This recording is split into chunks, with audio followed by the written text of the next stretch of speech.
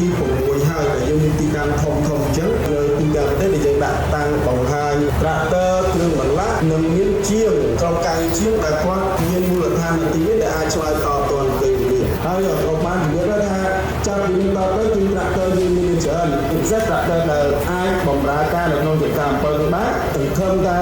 វត្តមាននៃទីតាំងត្រាក់ទ័រចនវានឹងជួយ